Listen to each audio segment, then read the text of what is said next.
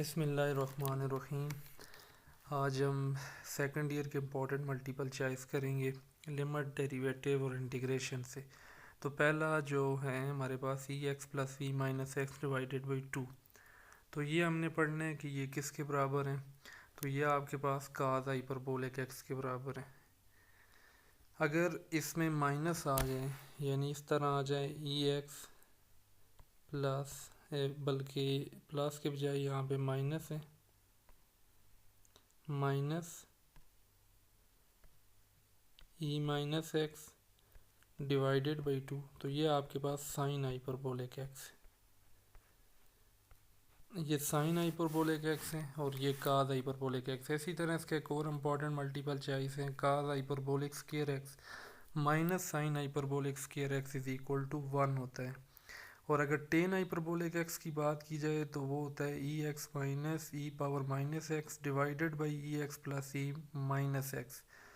तो ये आपने हाइपरबोलिक फंक्शन के बारे में हो गया। आइडेंटिटी फंक्शन होता क्या है, पहले तो ये बात है कि आइडेंटिटी फंक्शन ऐसा फंक्शन होता है जो किसी भी नंबर को उसी अपने आप पे ही मैप कराता है। यह आपका आइडेंटिटी फंक्शन। और आइडेंटिटी फंक्शन 1 भी होता है, यानी इसमें कोई रिपीटेशन नहीं होती, और आन 2 भी होता है, यानी हर बी सेट जो दूसरा सेट है उसका हर एलिमेंट ए सेट के किसी न किसी एलिमेंट के ज़रिए मैप हुआ थे। तो इसलिए 1 एंड आन 2 यानी बाइजेक्टिव फंक्शन होते हैं। थर्ड मल्टीपल चॉइस है कि आपने एफ स्केयर फाइंड करने हैं, एफ एक्स दिए हुए हैं। अब फंक्शंस के अंदर जो एफ स्केयर होते हैं उसका मतलब होता है कंपोजिशन ऑफ फंक्शन, यानी आपने एफ ऑफ एफ फाइंड करने हैं। अब एफ ऑफ एफ किसके बराबर है, ये आपके पास पहले तो इसकी वैल्यू पुट करें x/2। अब जो एफ फंक्शन है उसमें जहाँ जहाँ पे x है वहाँ पे x/2 पुट करने। तो इस x की जगह x/2 पुट करें और डिवाइडेड बाई 2 अपनी जगह पे। अब ये देखें, ये जो 2 है ये ऊपर जाके 1 बाई आपका 2 हो जाएगा, तो x/2 मल्टीप्लाई 1/2, तो x/4 आ जाएगा।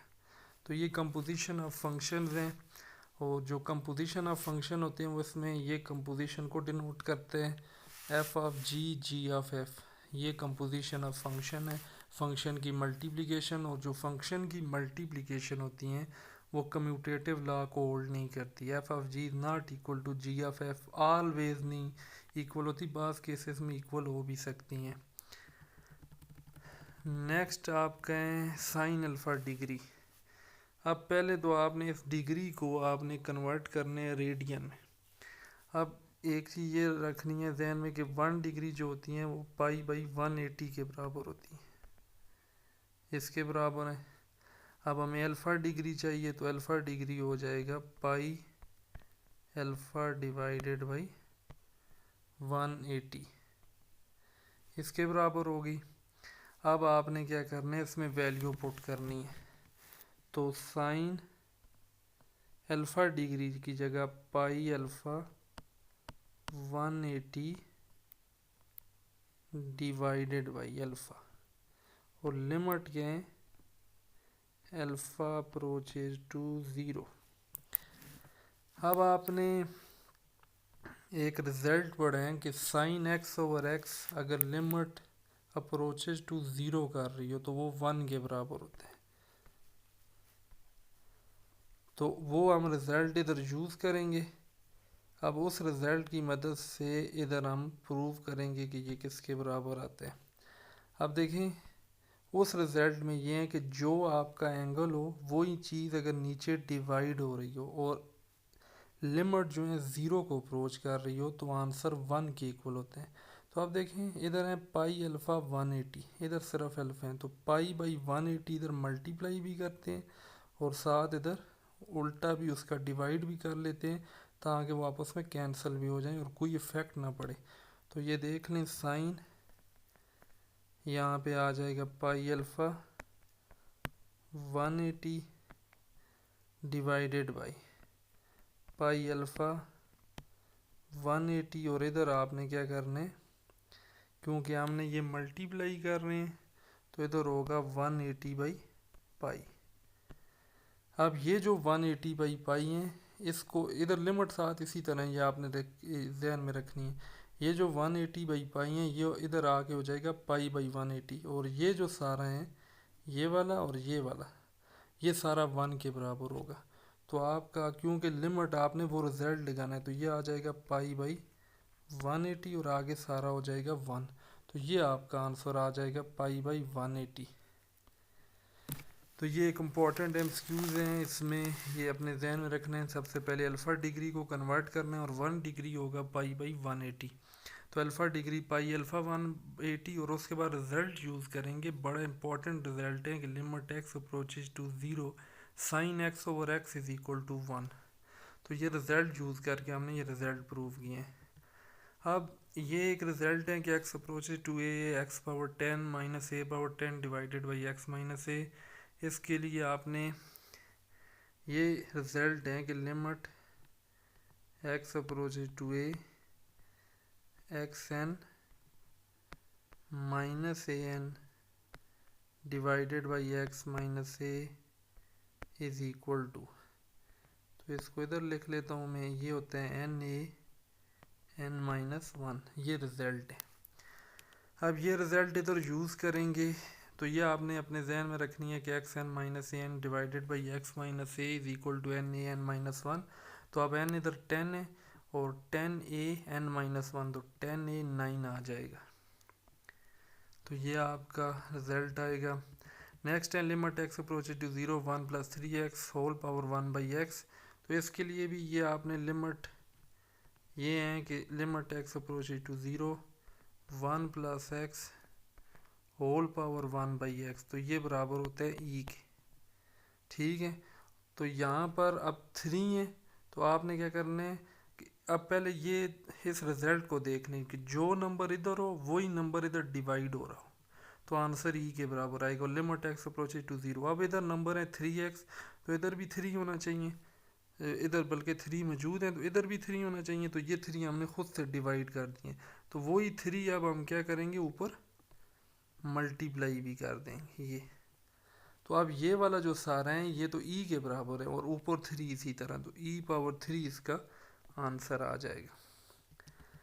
नेक्स्ट है e power x minus 1 divided by x. तो इसका आपने limit x approaches to 0 a power x minus 1 divided by x is equal to log A, ये रिजल्ट है। अब यहाँ पर ई पावर एक्स है, ए की जगह ई, तो log ई किसके बराबर होता है 1 के, तो ये इसका आंसर 1 आ जाएगा। नेक्स्ट है स्लोप ऑफ सेकंड लाइन, ये बड़ा मशहूर है, एवरेज रेट ऑफ चेंज होता है।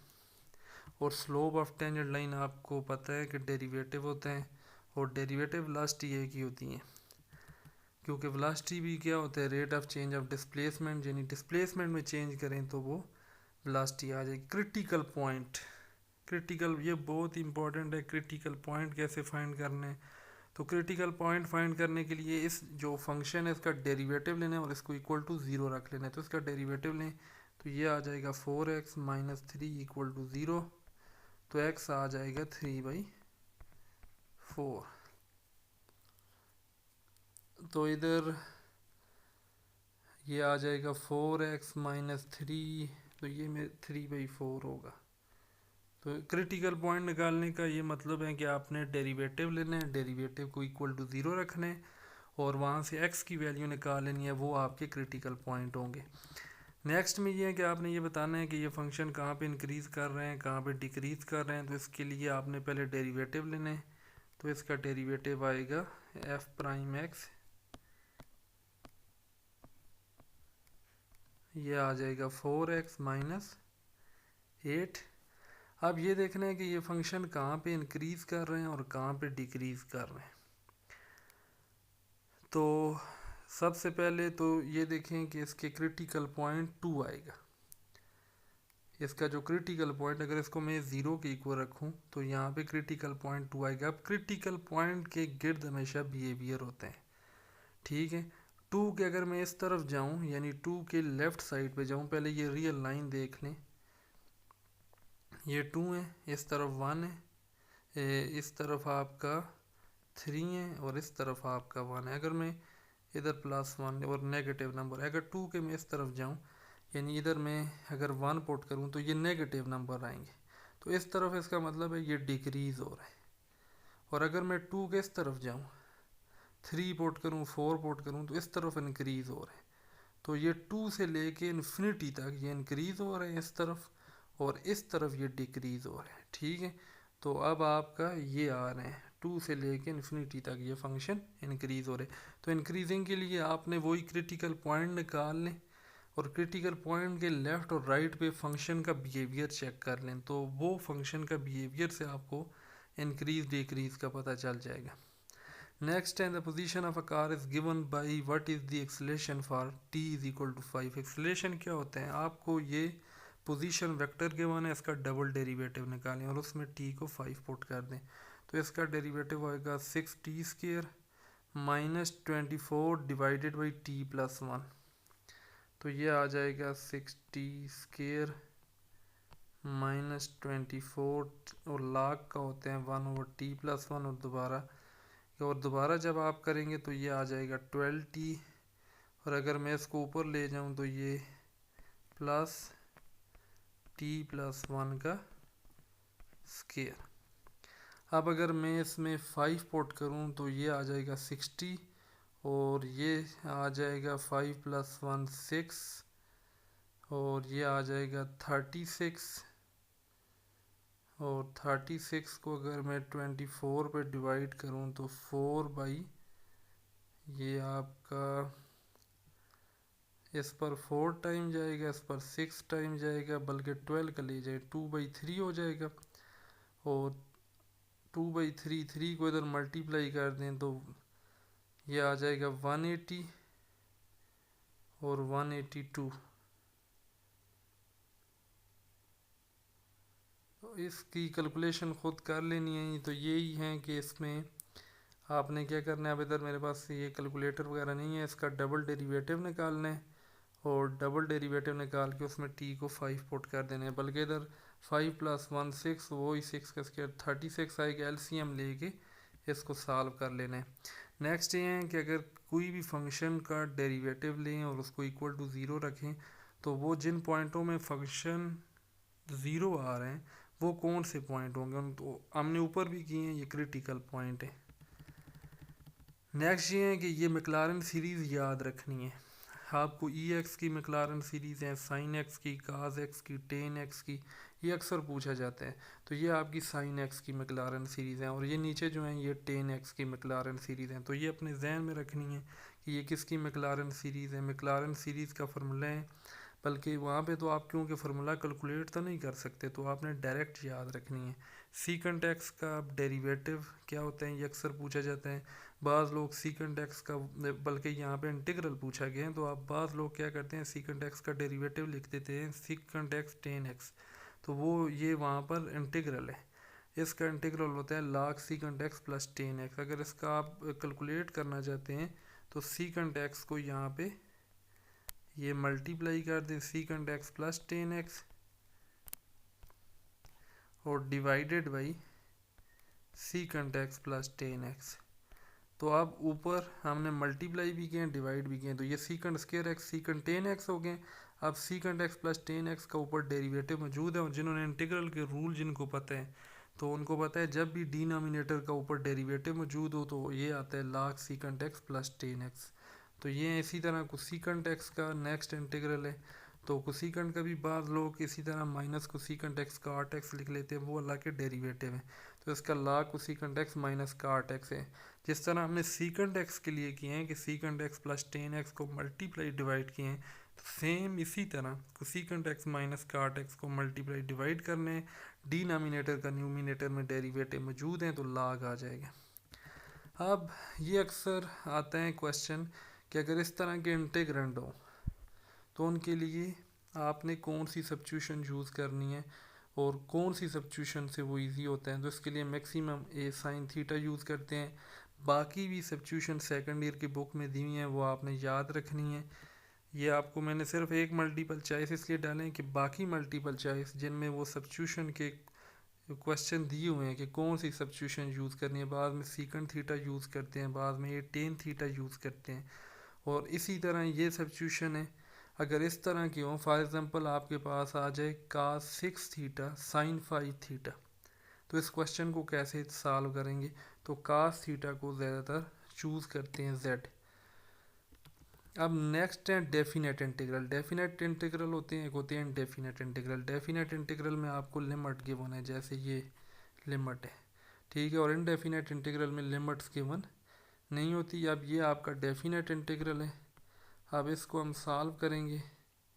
तो इसको सॉल्व करने का ये तरीका है कि आपने सबसे पहले ये आपको मार्ट फंक्शन गिवन है। मार्ट फंक्शन जो होता है ये नेगेटिव पे पॉजिटिव हो जाते हैं, तो इसलिए इसको हम लिखेंगे -1 से 0, तो यहाँ पे ये नेगेटिव होते हैं, और फिर 0 से लेके 2 तक।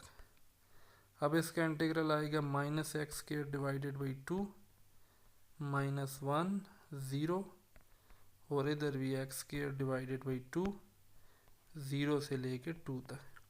अब इसमें पुट कर दें 0 पे तो 0 आएगा, फिर माइनस हम इसमें -1 पुट करेंगे तो ये -1/2 आ जाएगा, और इधर आपने पुट करना है तो 2 जब पुट करेंगे तो 4/2 आएगा।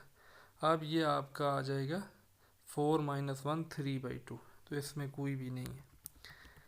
तो इस तरह आपने डेफिनेट इंटीग्रल को सॉल्व करना है। ये भी बहुत दफ़ा आए हैं कि एरिया अंडर दी कर्व क्या होगा, cos x। Area under the curve ये होता है कि आपने डेफिनेट इंटीग्रल फाइंड करना है 0 से लेके π/2 तक, और इधर है cos x। तो cos x का इंटीग्रल sin x होते हैं, और 0 से लेके π/2। तो अब ये आपने sin π/2 आ जाएगा, क्योंकि sin 0 0 होते हैं और sin 90 1 होते हैं। तो ये आपका आ गए हैं एरिया अंडर दी कर्व। अब ये क्वेश्चन है 5x² 2x dx, तो इसके लिए आपने जो फार्मूला याद रखना है वो a⁻x, ये वाला फार्मूला याद रखना है, a⁻x dx। तो इसका इंटीग्रल होता है ax divided by log a plus c, और डेरिवेटिव में ये ऊपर मल्टीप्लाई होता है। तो अब यहाँ पे देखें कि ये फार्मूला कब लगता है, जब इस चीज़ का इधर डेरिवेटिव मौजूद है, इसका डेरिवेटिव इधर 1 मौजूद है, तो इसलिए ax और इसका log a लेंगे। अब ये यहाँ पर देखें कि x² का डेरिवेटिव आगे 2x मौजूद है, तो इसका 5x² और log 5 आ जाएगा। तो ये इसका इंटीग्रल है sin 5x cos x। तो इसमें देखें होल पावर के नीचे sin x है, क्या sin x का आगे डेरिवेटिव मौजूद है, cos x मौजूद है, तो इस पर पावर रूल लगेगा। इंटीग्रल में पावर रूल क्या होता है कि 5 में एक प्लस भी करना है और वही नंबर नीचे डिवाइड करना है। अब ये बात फार्मूले आपने जहन में रखने हैं, इसके बहुत से क्वेश्चन भी आ जाते हैं। अगर a² - x² हो तो ये sin inverse x by a या minus cos inverse x by a होता है, और अगर a² प्लस x² हो तो ये भी हो सकते हैं, और साइन हाइपरबोलिक इनवर्स भी। और अगर टेन का हो तो log सीकेंट x, क्योंकि आप अगर इसका डेरिवेटिव लें तो दोबारा यही आएगा, और सीकेंट स्क्वायर x का टेन x है। तो ये बहुत दफ़ा आए हैं। इसी तरह ये फार्मूले x² प्लस a² हो तो 1/a tan inverse x by a. अब यहाँ पर अगर मैं a को 1 ले लूँ, dx x² प्लस 1 फिर टेन इनवर्स x होगा, और अगर ये होगा तो सीकेंड इनवर्स x बाई ए। अगर a 1 होगा तो सिर्फ सीकेंड इनवर्स x। अब ये देखें 29 है x² प्लस 5 का स्क्वायर। अब ये बिल्कुल ये आ गए, तो इस फार्मूले को यूज़ करके करेंगे 1/a 1/5 ten inverse x by 5 आ जाएगा। तो ये फार्मूले इसी तरह जहन में रखने हैं। अब ये एक क्वेश्चन है, इसमें देखें ये जो log x है, इसका अगर हम डेरिवेटिव लें तो ये आ जाएगा 1/x log x। ये जो log x है, इसका अगर मैं डेरिवेटिव लूँ तो ये आएगा 1/log x, और एंगल का दोबारा डेरिवेटिव तो ये आ जाएगा 1/x। इसका मतलब है इसका डेरिवेटिव मौजूद है, ये वाला डेरिवेटिव पीछे मौजूद है। तो जब भी किसी फंक्शन का डेरिवेटिव मौजूद हो उसके साथ log लगा दें तो वो आंसर होगा। तो अब ये जो log x इसके साथ log लगा दें तो ये आंसर है। नेक्स्ट है sin² tan² theta secant square. अब सीकेंट का आगे इंटीग्रल मौजूद है टेन स्क्वायर। तो अगर मैं सीकंड को टी ले लूँ तो इसका आगे इंटीग्रल मौजूद है टेन स्क्वायर। तो ये आ जाएगा आपके पास टी डी टी, क्यों, बल्कि यहाँ पे टी स्क्वायर होगा। सीकंड को मैंने टी लिए, ये आगे मौजूद है, तो ये डी टी आ जाएगा। तो अब यहाँ पे पावर रूल लगेगा T3/3, और अब t को आपने क्या करना है, चेंज कर देना है, और t को हमने क्या रखे हैं, सीकंड थीटा। तो ये आ जाएगा सीकंड क्यूब थीटा /3 0 π/4। तो आप सीकंड π/4 कर लें /3 माइनस सीकंड 0 कर लें /3, और इधर से वैल्यू निकाल लें। तो ये इस तरह हमने कर लिया है कि सीकंड का आगे इंटीग्रल मौजूद है, तो ये टी स्क्वायर डी टी हो जाएगा, पावर रूल लगा दें। नेक्स्ट ये बहुत दफ़ा है EX DX।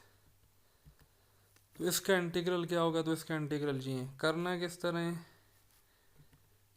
EX को, ये जो EX है इसको टी रख लें, सिर्फ EX को टी रख लें।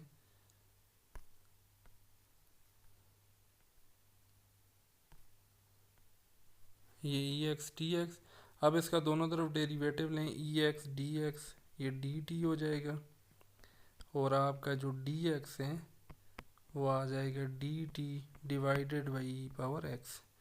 इस तरफ आ जाएं तो आप वैल्यू पुट कर दें, इधर आपने t⁻1/2 और dx की जगह रखें dt, ये वाला dt /EX, और EX को क्या रखें t। अब इस t की पावर 1 है, ऊपर ले जाएं तो t⁻1/2 -1, तो t⁻−1/2 होगा। पावर रूल लगा दें तो t⁻1/2 /t1/2, तो वो 2 शुरू में आ जाएगा, और t की वैल्यू रखते हैं तो 2EX आ जाएगा। Anti derivative of any function is r यहाँ लिख दें, तो किसी भी फंक्शन के एंटी डेरिवेटिव बहुत से होते हैं।